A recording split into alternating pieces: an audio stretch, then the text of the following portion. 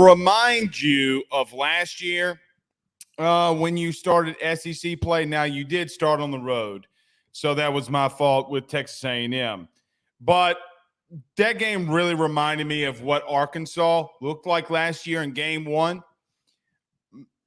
Big-time lefty coming out of the pen, a guy that we talked about last night in Stevens, and he went almost 6 innings of no-hit pitch baseball.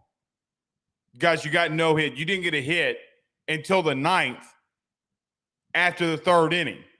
You come out to start, and quite honestly, I thought you looked good. I mean, you had 3 balls that you hit deep into right center field at the warning track. You get a couple of bombs. Pearson, Tanks, both go yard. But once Stevens entered the game, Nolan Stevens, you had no answer, and you got dominated. I know that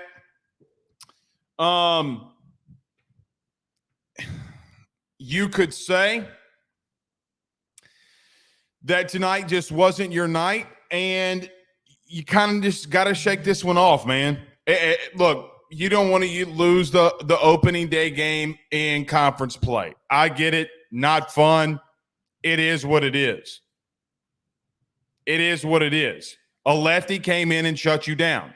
This is not something that we haven't seen before, especially with a J team early in the year. Guys, we saw it last year, literally game 1 versus Arkansas. I'm not saying that the freshman Stevens is like what you're going to see at Arkansas on a Friday night, but kid dominated. Sometimes you're going to have to tip the cap and say, hey, man, you had our night. Now, things have gotten a little chippy. It's only Friday night. It's going to be interesting to see how that continues. Both dugouts getting warned. I have never seen Jay Johnson be that pissed, ever. Ever. I've never seen Jay get on somebody's ass like he did tonight, sticking up for Brady Neal. And just the kid running down the first base line talking shit. I know what Mississippi State fans are going to say. Well, your dugout started first. Let the dugout say whatever the fuck they want to. They're there to try to rattle you anyway. The reason they're sitting there and not on the field is for, well, you know why. So part of the game is what it is, man. It just is what it is. I'm glad Jay stuck up for Brady Neal, but you did not have a good night. Look, I thought Luke Holman. Well, let's start here first. So everybody, do us a favor. It is the AYS postgame show. Do us a favor by hitting the like and share if you're on Facebook. Share to all those groups. Share to all of those social media pages. You're watching us, listening to us on YouTube. Like, subscribe, notification bell wherever you're listening to us on podcast.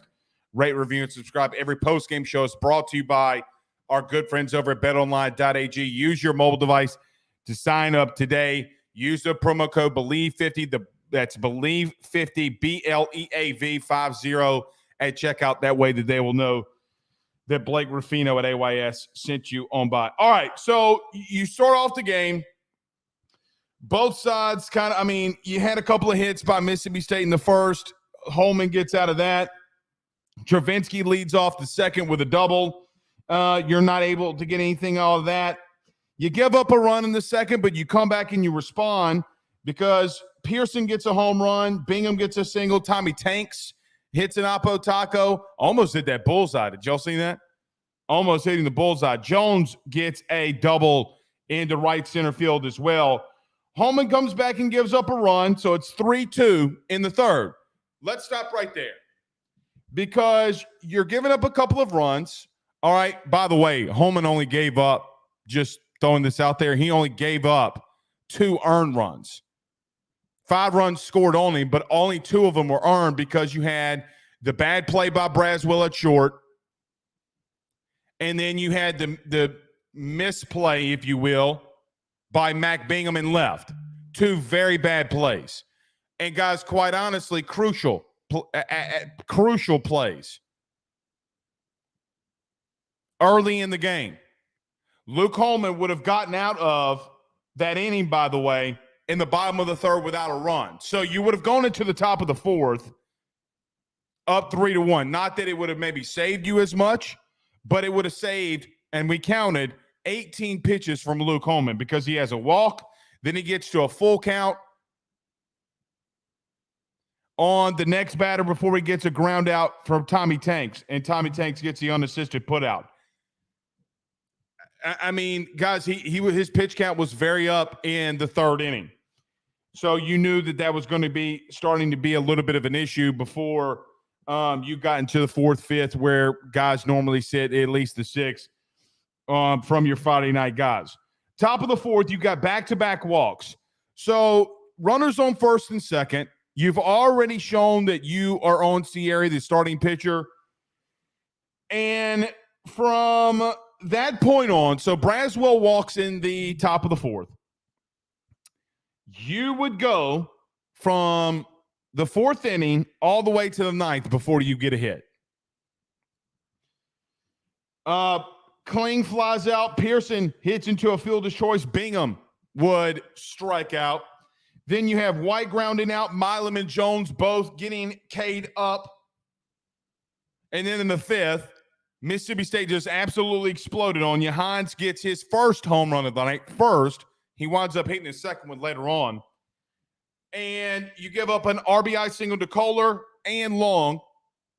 And Mississippi State busted wide open, or starts busting it wide open. That was the start of them for the night absolutely exploding. Now, last night on this program, on this show, got some pushback.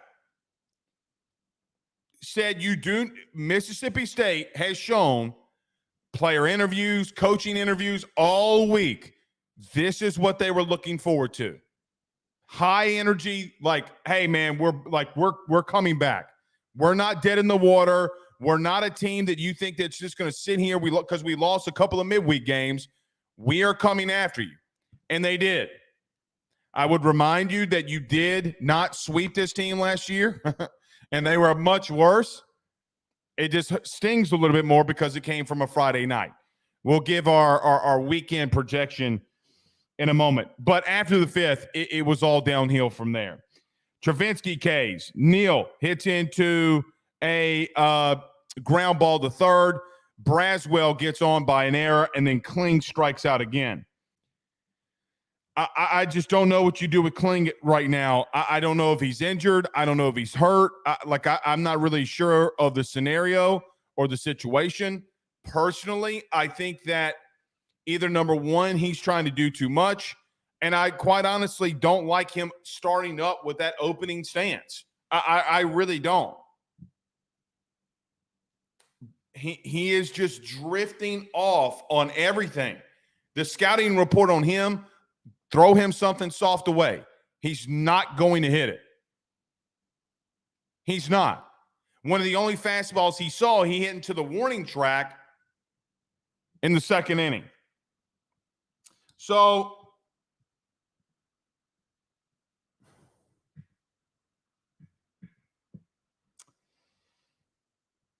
third inning, excuse me. I mean, man, you got dominated. I mean, multiple times striking out. I mean, this kid Stevens, once he comes into the game, he doesn't get a strikeout the first inning that he comes out of the pen. He gets 2 in the fifth. He gets 2 in the sixth. He gets 2 in the seventh. So in 6 innings or in 4 innings of work has 6 Ks. 3 or 4, 5, 6, 7. Yeah, in 4 innings of work, he has 6 Ks. Comes into the 8th. Gets another 2. So 5 innings for Stevens, 8 strikeouts. I mean, you just got utterly – look, I'm just going to say what it is. You got dicked down. I don't know how else to tell you. It would be one thing if you're getting, you're hitting a hard ground ball to second, you're getting a line out to left field, and all right, whatever. You got dicked down tonight by Nolan Stevens. You can hate me for saying that, and it doesn't matter because tomorrow you can come out and absolutely explode. Double pause on what I'm saying here and continue on your path in the first weekend. But you just got dominated by a really good freshman. Tip of the cap to the kid. On to tomorrow.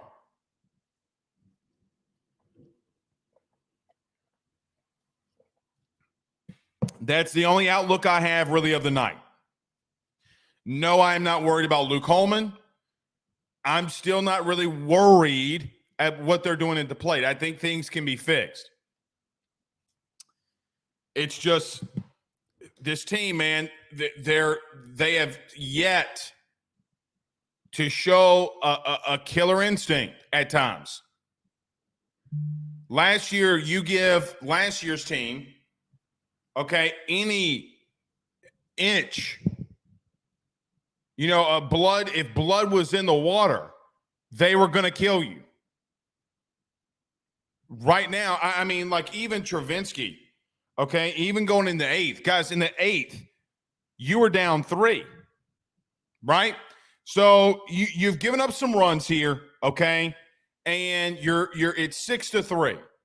All right, if you're gonna make a little bit of a run, you got 3, 4, and 5 up.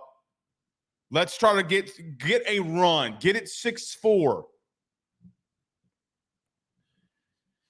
That way, you're just not. At least you're within a little bit better of striking distance. At least you can show that you have gotten to this guy, even though he's gotten to you for 4 innings. But Stevens comes out. He walks Milam. Jones strikes out. And then Travinsky hits a little itsy-bitsy dribbler to right back to the mound in a 1-4-3 double play. That was, to me, the dagger, man. I'm like, all right, this kid, like, until they change this kid, we're not going to do shit. And we didn't. We didn't. I will say out of the pen, I mean, I thought Guidry looked okay. I mean, he's still leaving a lot of the off-speed stuff belt high.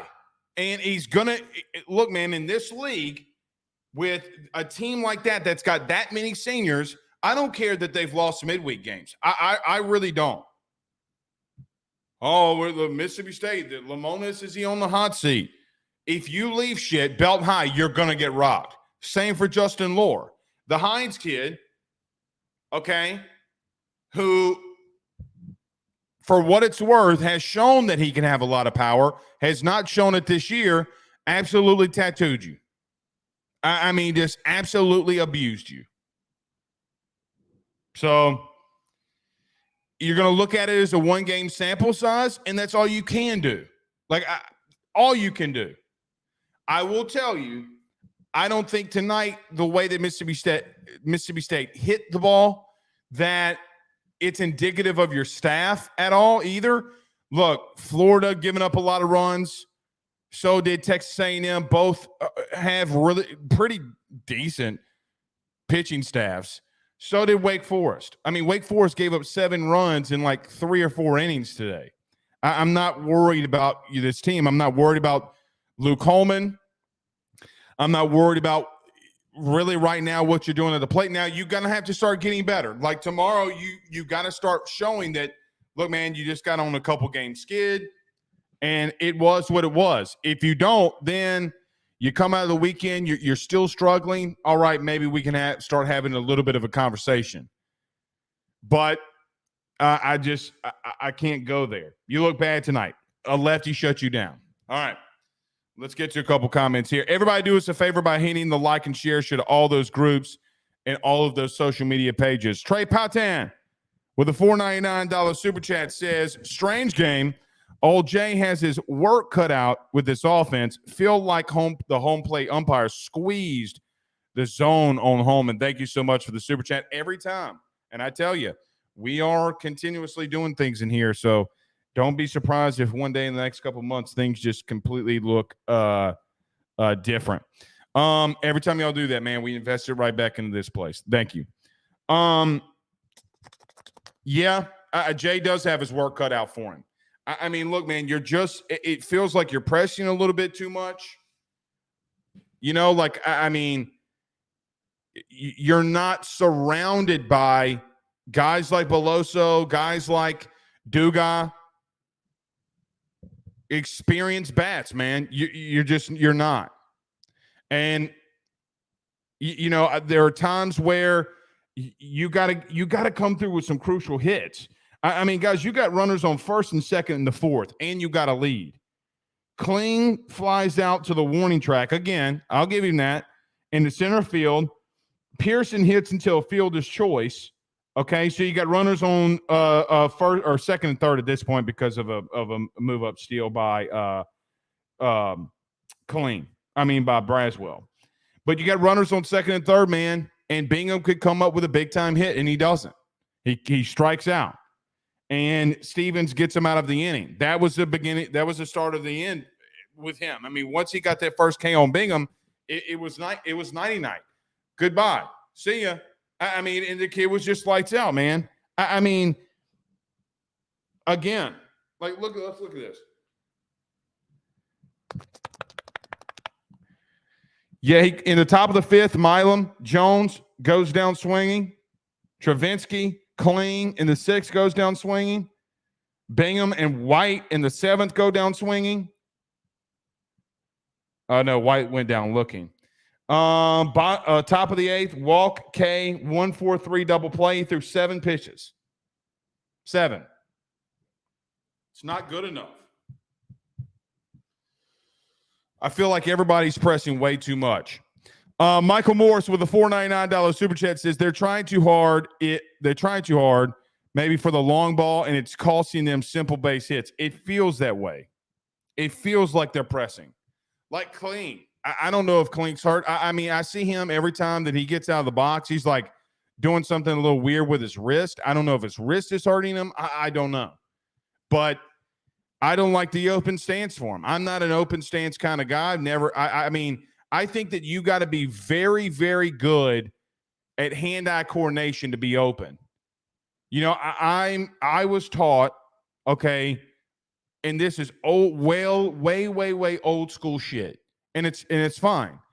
But get up as close to the plate as you can, okay, and swing the ever-living piss out of it. Actually, I'm quoting Ted Williams and Tony Gwynn. I don't like, because every time that Kling is going up there, guys, I beg you tomorrow, do me a favor. Every time that you watch Kling hit, watch the scouting report, and it being that they're going to throw so much shit at him off speed wise, and they're going to try to throw it middle out.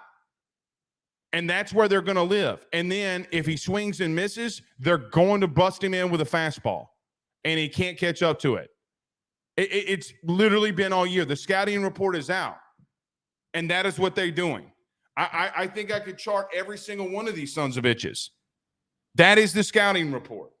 So he's not the only one, though. He's not the only one.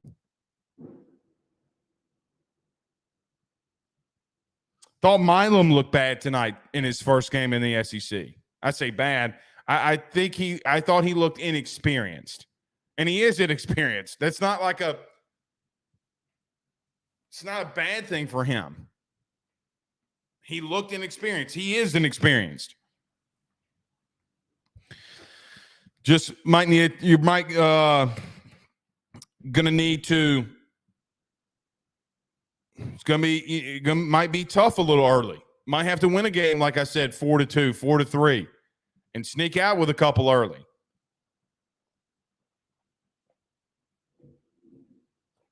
Couldn't do it tonight, though.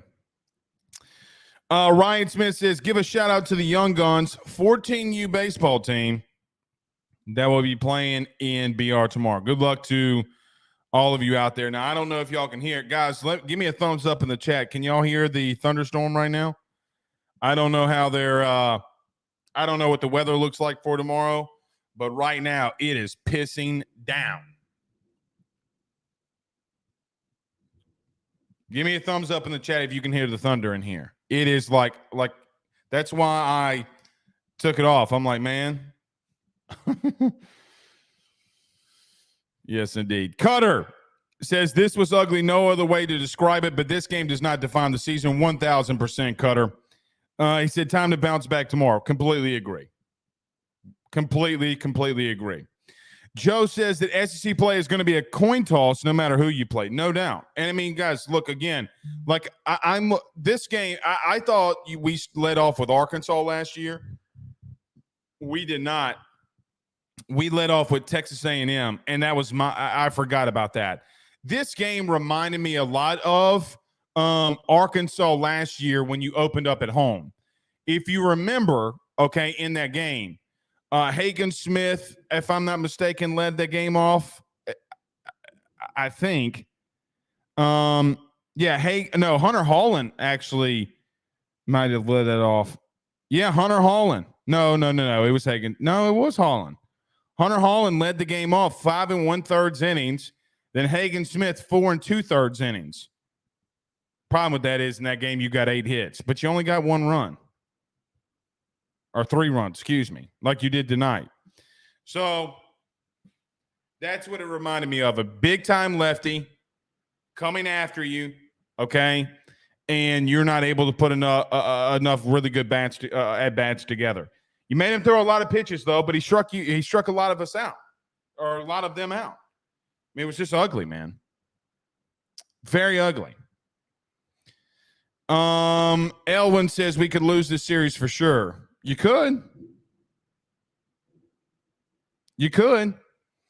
Adam LeBlanc says, I thought Guidry threw harder than 88. He was in the 90s. He had some in the 90s. I don't know if that's his two-seam fastball that he's throwing in the 80s, but I did see that. Oh, y'all can hear it. Cole Adams says that y'all can hear the lightning and the thunder. Ray Powell says we had a thunderstorm last night. Well, look, man, this could be the shortest post-game show in the world if our lights go out around here. So you might have to deal with me here. You might have to deal with me. Stephen Fry says was a damn lightning show in the 337 tonight. Well, it must be hitting the 225 now. Clearly must be hitting the 225 right now. David says still hitting with Pearson, Kling, and Braswell have to hit for a higher average. Too many fly balls from the three of them, I'm sure is what he's saying. They need to hit the ball down and use some of their speed like they make on defensive plays. Well, right now, I would be happy if Pearson put the ball in play more. I'd be happy if Kling put the ball in play more, but they're not. I don't care what they do. If they put the ball in play, I'm a little bit happy. I mean, Pearson got the big bomb tonight to lead you off, and then Tommy Tanks comes behind that and gets the Apo Taco 2-run home run in the third. But Kling is just lost right now. I mean, he's lost. And, you made not even that, man. I mean, it's kind of sloppy all around in some areas. Like I thought tonight, pitching-wise, you weren't great. I think you could have got – I mean, look, Holman only had 1-2-3 inning, but he could have gotten out of some jams if defensively you're able to turn that double play and you're not – like stuff that you've been doing all year. And even if you don't make the double play, right? Like even if you don't and the runner's safe at first, at least you're not throwing something that's, going to go in your dugout and you got to give up a base because then the guy behind you gets a single. And then you're like, shit, you're keeping them around. You guys, let me just tell you, at night in the SEC, no matter where you are, like it's like Auburn last year. Remember, I think we lost a game to Auburn on a Friday night. Let me go and look at this. Didn't we lose to Auburn on a Friday night? No, it was a Saturday night.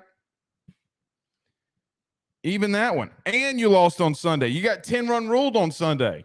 The national champion LSU Tigers got run ruled last year. Run ruled. How about that? They lost the midweek to Nichols. Oh, God, you got to love it. You got to love it. It's what it is, man. I mean, it's what it is. I mean, you just – I really don't know what else to say. Like, I really have no other words. It's just you're going to have to find better ways to get manufacture runs, and I don't think you're taking good enough at bats. You hope Gage Junk comes out tomorrow and gives you a hell of a performance, and that you can hit a little bit better. But I remind you, like we talked about last night, from a starting pitching standpoint, it's only getting better from here. Only getting better from here on out. Now, did they use the best guy of the pen tonight, meaning Mississippi State? I think that they have. But that little sidearm guy at the end there threw a 68-mile-an-hour, what looked like a screwball. I doubt he's throwing a screwball, but it's what it looked like. So, got to rebound, man.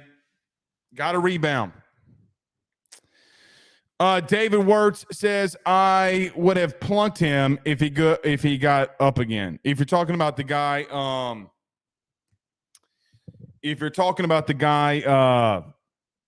that was running down the first base dugout, yeah, I mean, look, you got a warning. I mean, you gonna let Guidry? I mean, maybe you kind of did it secretly. By the way, hold on 1 second. We gotta address something here. I don't know if that is worse than old boy getting hit in the head with the ball and then laying down there like he was really hurt, and then him popping straight up and giving a nice little brisk jog to first base, and then him taking his helmet off and he's a redhead. Like, of course he's got red hair. Of course he goes to Mississippi State. Of course he got hit in the head and was laying there like he was hurt, and then bounced up and gave like a two-quarter third sprint down to first base. I mean, you got yours a little bit. I mean, I'm just going to throw that out there. I mean, anytime you can plunk somebody square in their shit, I thought that was the softest move. Anyway, Adam LeBlanc says lost to South Carolina on a Friday night last year. That's true. What people are going to say is, look, and I agree. I think Fred said this: the sky isn't falling. Road teams usually don't do well tonight in the SEC outside of Tennessee. State has an answer to jump tomorrow and then hurt on Sunday. I like our chances. Yeah, and I like our chances against with Cade Anderson. I mean, he threw 34 pitches on Wednesday or Tuesday, whatever damn day it was again. Wednesday. You're going to probably see him this weekend too. It's just baseball, man. It's just baseball. I mean, Texas A&M, I think, lost tonight, and they were undefeated. And by the way, for all the shit people were talking about Florida, here came Florida. I mean, they were down, I think, 6, and it didn't matter because Jack Caglione hit one to the moon, put a new addition in the moon. Buzz Aldridge can't go find that son of a bitch. The only person to ever be on the moon that I think that's still alive, if I'm not mistaken. Not even he could find the Jack Caglione baseball that was hit tonight. I mean, Dark Side of the Moon Transformers. Okay. Bryce Coon, our good man, our good friend from 247 Sports, was listening to his podcast earlier this week too. They did a hot seat edition. It was really good. I enjoyed it, Bryce. I enjoyed it a lot. He says, bring me on and let's talk. Okay. You know what? Hold on 1 second.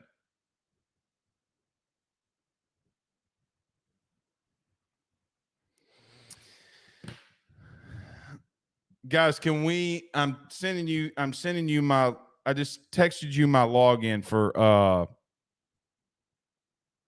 you got it?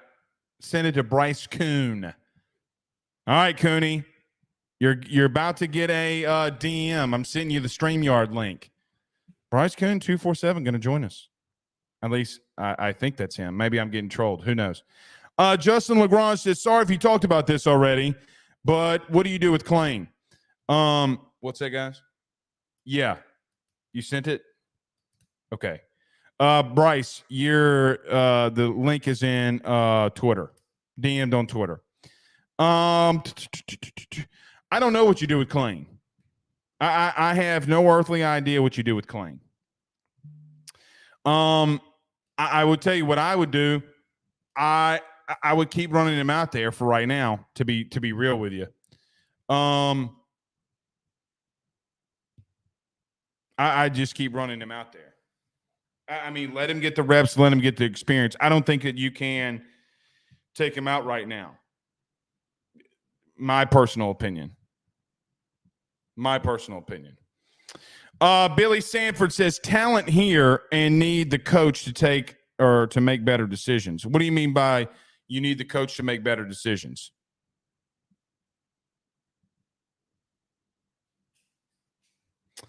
Paul Arsenault says, is there any reason why Neal is starting over Milazzo when Milazzo seemed to be hitting the ball so well? I mean, where are you going to put Klain? I mean, where are you going to put Neal? I mean, do you put Neal back in right field? Pearson hits a bomb tonight. I mean, I think it comes. Do you let I mean, what do you do? I mean, what do you do with Travinsky? I mean, I don't know. I don't know.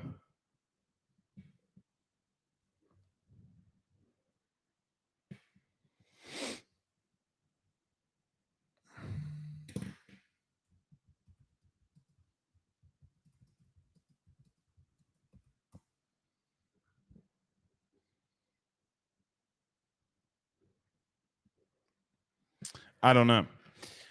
Joseph Lee says they ain't taking Kling out. No, they're not. They're not. David says put him in the 9 hole. Probably be the only thing you do at this given moment. I don't see anything else what you can do. I mean, and then if you put Neal in right, okay, and you let Milazzo catch, you take out Pearson. I mean, I don't think that doesn't save you today. Right? Like, that's not going to save you today. Maybe you have a leader out there. Maybe, I mean, I don't know. But it doesn't save you. I mean, really and truthfully, you needed Dylan Cruz and Kay Beloso and Gavin Dugas back here. Leaders. Dudes that could, I mean, that were experienced. You're not seeing the experienced at bats right now. That's all. Ivan C. says you got to play the youngsters in the outfield. Well, I mean, relatively, I think, well, maybe, I mean, you could get Brown or Larson involved here, but would you take out Bingham? He's not going to take out Bingham in his senior year. He's just not going to do it. Unless it gets really bad. Unless it gets really, really, really bad. I mean, he's just not, I just cannot envision him doing that. I can't envision him doing that. Joseph Lee says lineup just has to be better, and we can't give up 16 hits in a game if we want to win. Yeah, you can't. I mean, look, man, you got Shell tonight. You got Shell tonight. So, just all you can do, man, is move forward. Stephen Fry, good friends over Fry Construction, says it's baseball, LOL. Take the L and learn from it. Very long season, indeed. Stephen Young says, can Jay bring this team back to Omaha? It would be a miracle. Yeah, I mean, look, man, if you do, you got a long way to go. I mean, you do. You just got such a long way to go. And maybe that starts tomorrow. I don't know. Maybe you come out tomorrow and maybe this Stevens kid from Mississippi State, it really is something special. And you're like, hey, man, you just tip your cap. He shuts you down and you regroup and you go back after it tomorrow. And you hope Gage Jump does the same thing that Stevens did tonight. I mean, if you get what Gage Jump got, if Gage Jump is able to do what Stevens did tonight, I mean, then you're kind of cooking with grease here.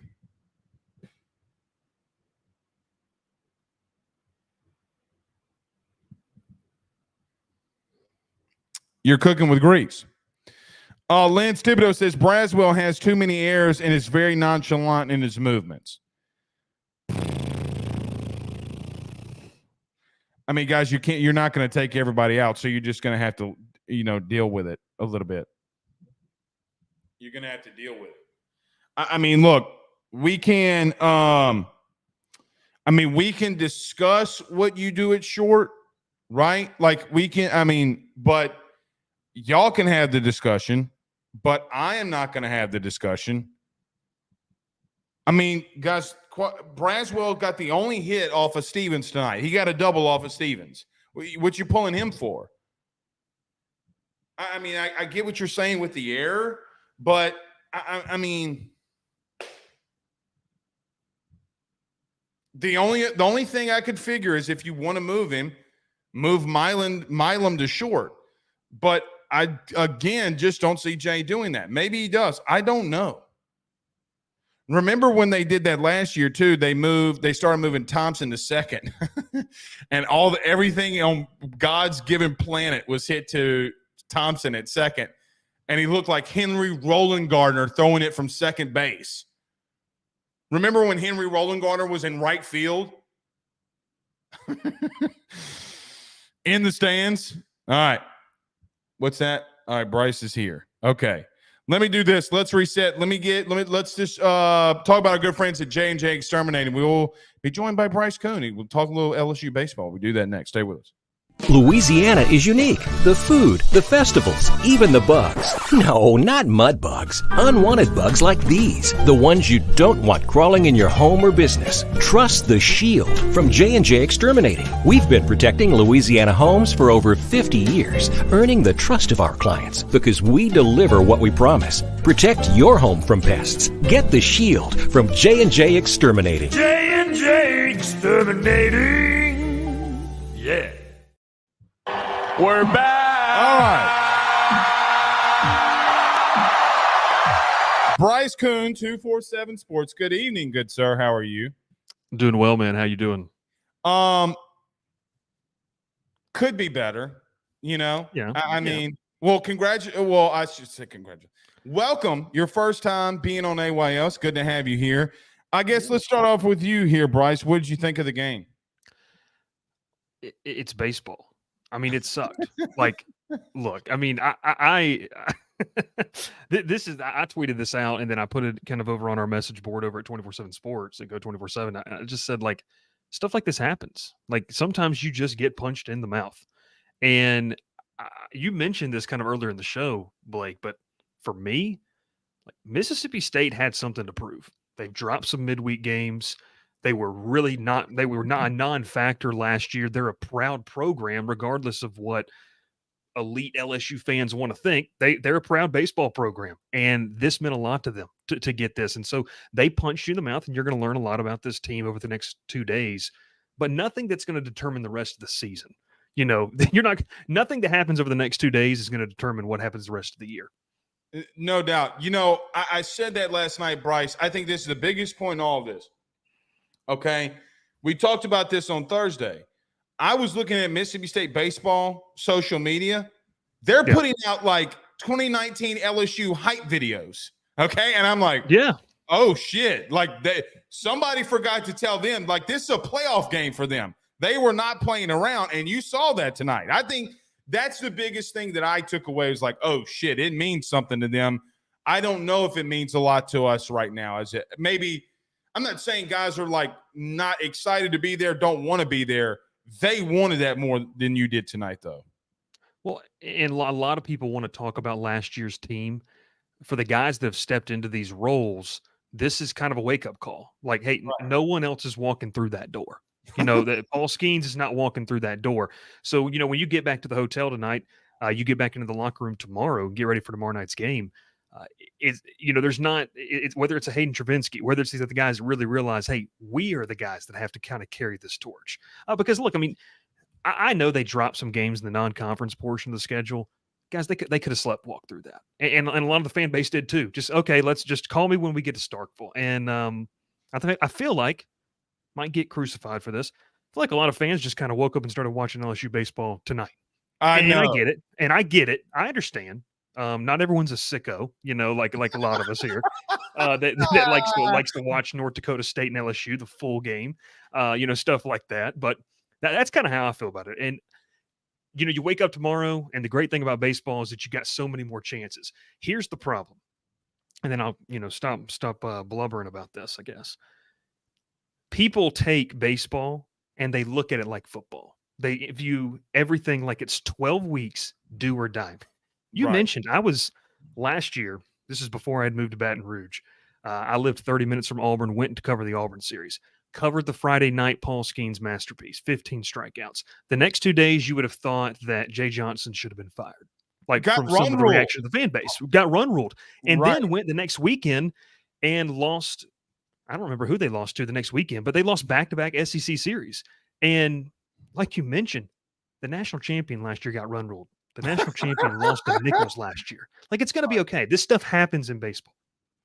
Yeah, I remember that Auburn series because they wore the all blues, and I'm like, oh, good Lord. It was actually Mississippi State, believe it or not. So they lost to Auburn, and then they lost to Mississippi State. I mean, come on, man. But you're right. I do think, Bryce, let me ask you this.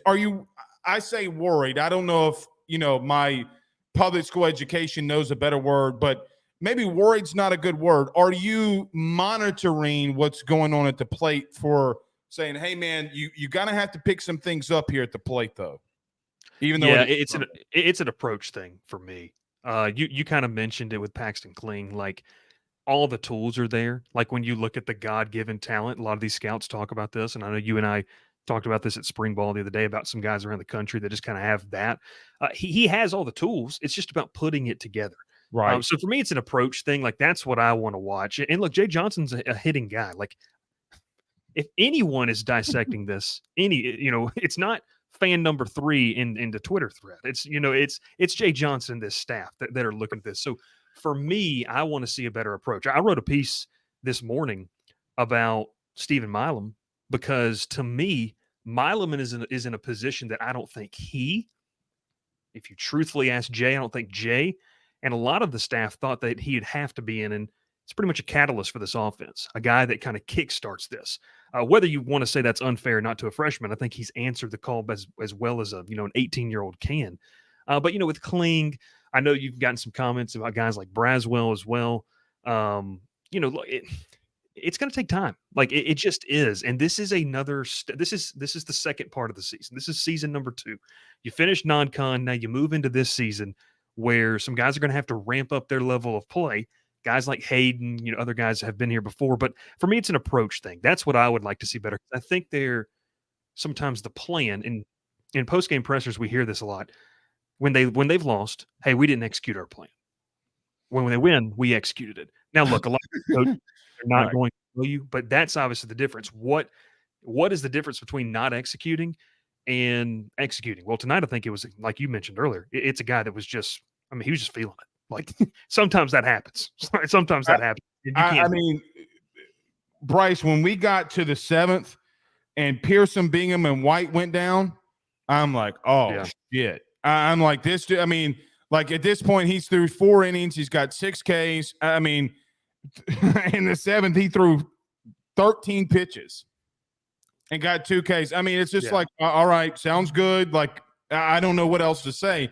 And even I think the big thing too, what a lot of people were asking was about Holman. Holman gave up 2 earned runs. Now he gave up 5 runs, but 2 of them earned. The 4-6-3 double play, that's got to be accomplished. And even the bobble and left. It's just, Bryce, it seems like everything is just not hitting on all cylinders. Okay, they're in it. They're doing good things here and here, but then something happens and the wheels fall off. Yeah. Hayden mentioned last weekend, we had him in one of the post-game pressers, and he said, someone asked about, it feels like that last year you guys were hitting on all cylinders, this year not. What do you feel like the difference is? Just completely generic question, by the way. But, it's one of those questions that it was asked. And Hayden said, well, we were really hitting on all cylinders. A lot of that was kind of covered up because of the star power we had. And I don't think that's a shot at this year's team. That just shows how special last year's team was. The star power, the clutch factor Right. that either these guys are going to grow into or they're not going to grow into. You mentioned kind of the seventh inning on. Yeah, man. I mean, look, if you watch baseball long enough, you can get a feeling. And it's like, Oh man. especially if you're sitting in a dugout. Okay. If you're sitting in a dugout and you're an offensive guy, you're just praying that bullpen door opens at some point. Because you're like, I'd rather face somebody else at this point. I don't care if the next guy throws 99. Like, I just need to see somebody else because, they just couldn't do anything. But I'm kind of with you in this. I'm not overly worried. Let's get a sample size. Let's get a sample size of SEC play and then kind of determine that, because you mentioned earlier, a lot of people were, messing around about Florida. It's still a dang good baseball team. Yeah, I mean, well-coached baseball team. I Like, mean, it's SEC's hard. Well, even tonight, I mean, you got an undefeated A&M going in there. Wake Forest got absolutely abused through 4 innings of Virginia. Then they exploded. I mean, like, that's why I'm not even worried on Holman. I mean, like, everybody got matched tonight if you were on the road, which I do think is something to keep or just at least monitor down the stretch. Anything else maybe we did? Oh, let me ask you this question. All right. I would have told you at 5 p.m. Central Standard Time that LSU was going to only put up 3 and Mississippi State was going to have 15, 16 hits, or that Jay Johnson would get in the face of the home plate umpire. What would you have picked would have happened? I would have said that you had a new copy of the college baseball game that hadn't come out yet. That's what I'd have said. That MVP 06 baseball has been, redone. We're putting it on junior varsity. Yeah, it was on JV level. I don't know. Yeah, man, it is a game that had a little bit of everything. And I didn't answer this when you just said it. Now I'll kind of end it with this. Luke Holman's human. Like, the guy was otherworldly through the first month of the season. Like, he's human, and this is going to happen. And Mississippi State has good baseball players. And this is, we might go out there tomorrow and see LSU beat them 10-2. Mississippi State might win 5-1. Like, you just don't know. It's way too early to be drawing some big conclusions about this team. But I do think, I don't want to downplay the concerns, because I think there are some things like, okay, this has to get going. The approach at the plate is something that I would like to see maybe just honed in a little bit. Couple more for you here, if you don't mind. You got time for 2 more questions? Yeah. Go ahead, man. Okay. Switching gears here, a little bit of football. What did you think when you were out there Thursday? Anything that you walk away from last week, football wise? I think we talked about this before Kelly walked in, how colorful the coaching is now in terms of the language used. And buddy. Because, like, and I mean, I'm sure your audience is well educated on this. Anyone who knows Kevin Peoples, that didn't surprise them. Like that did not surprise them. I thought it was a welcome sight, because talking with some recruits, talking with some other guys as well, like, Blake Baker has made it a point of, this is not, we're coming in to do this in 2 years. Like, this is now. It's the here and now. We've got to get this better now. It's a sense of urgency that Brian Kelly has talked about. The recruits last weekend mentioned it. The guys that were in attendance. Charles Ross is one of the biggest ones, obviously, who committed, and he talked about that. He was like, Blake Baker said it's here and now. Like, they've got to get this thing turned around now. So, the sense of urgency I felt like was there. I still feel like there's personnel issues, especially up front in that interior, that they're going to have to address 1, maybe 2 spots when that portal opens up again on April 15th. But, man, it's kind of crazy. They did spring practice. We got 1 viewing period, and then we're off for a week. And then we're about to hit the ground running again here with spring ball after spring break's over. So it was good to get out there, see some of the guys, see what they're made of. And, I'm excited about, different guys. I think, just not going too far into it. Chris Hilton, like, this feels like it's got to be his off season. It has to be, if he wants to, essentially not only make a mark here, but at potentially the next level. Deshaun Womack has to be on the field for a lot of reasons. And, he's got to be on the field. And I'm excited. And then the Harold Perkins dilemma, which we could do another 2-hour show on just Harold Perkins. I don't know, man. And we were kind of riffing off each other in before the presser started. Could have recorded that as a podcast. Harold Perkins' question's a real one for me, at least.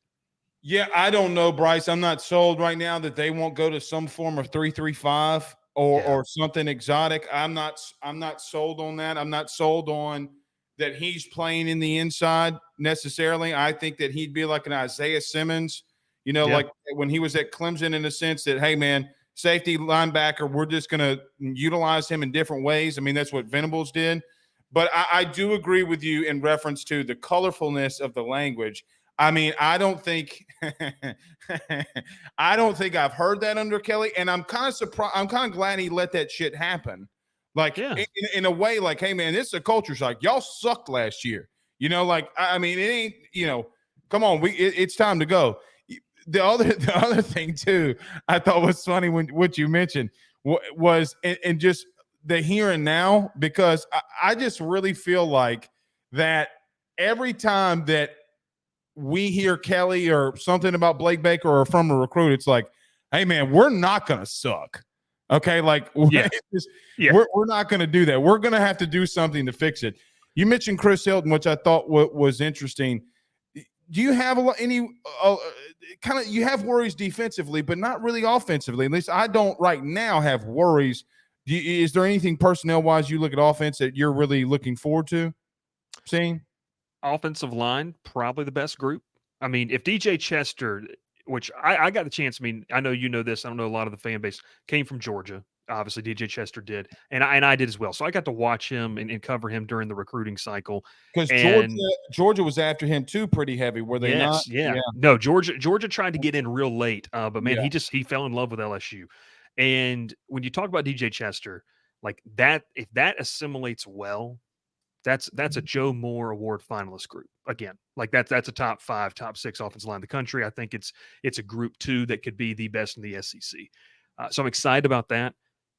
I mean, running back, we know I love Josh Williams. Josh Williams might be my favorite player to cover. Just how he carries himself, a great guy to interview.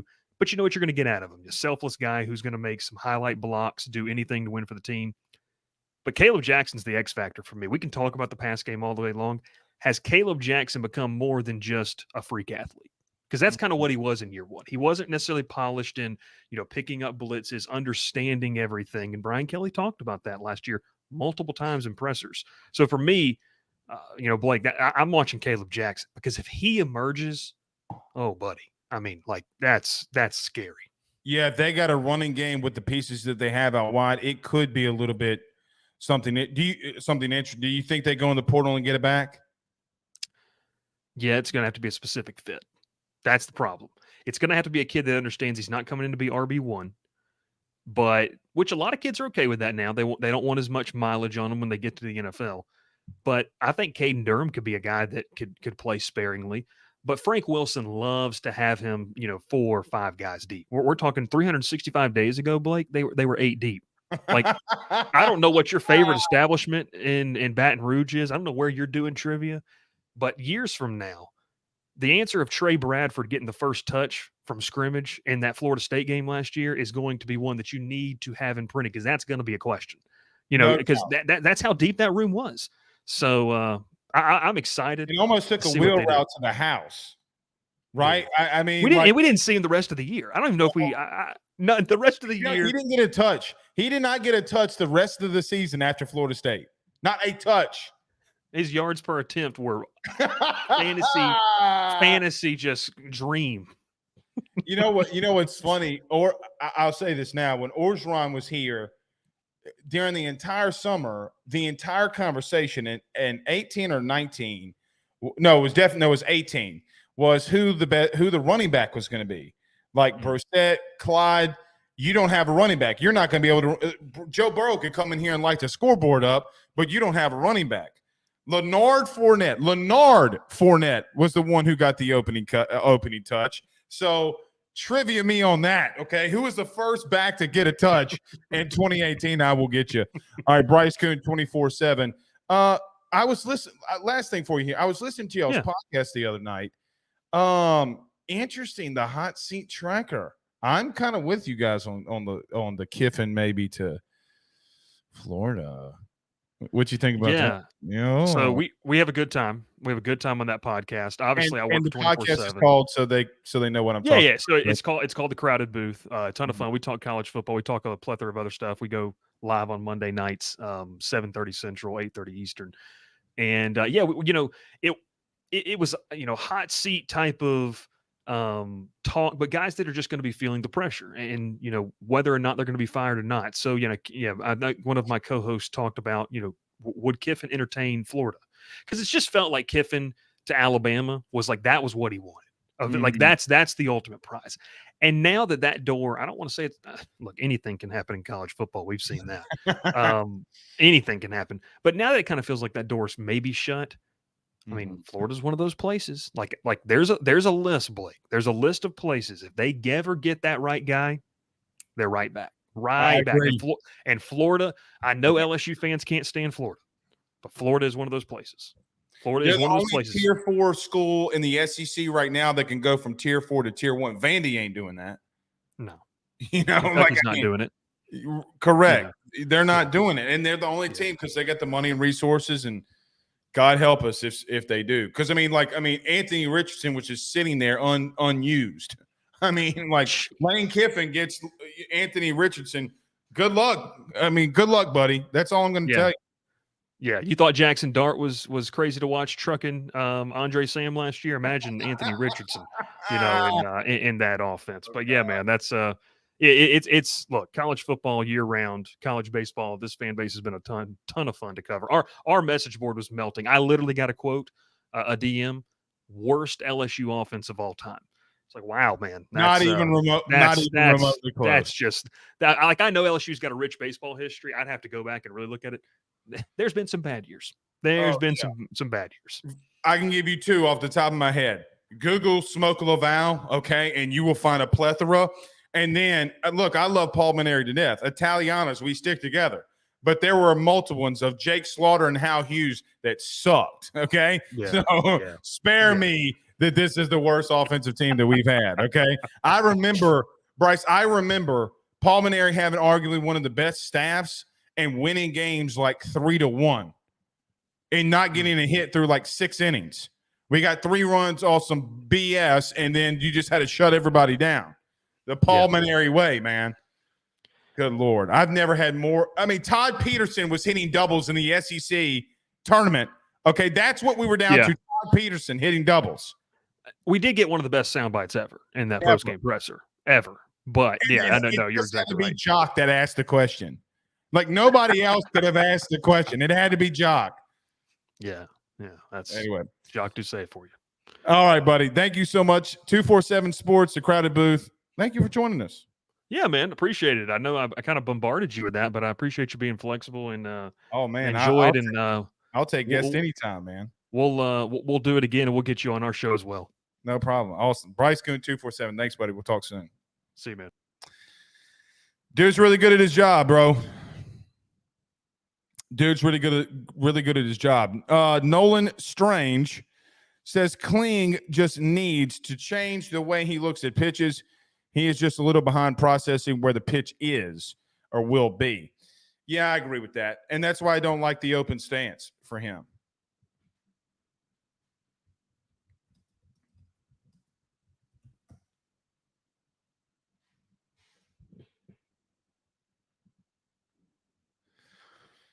Oh, man.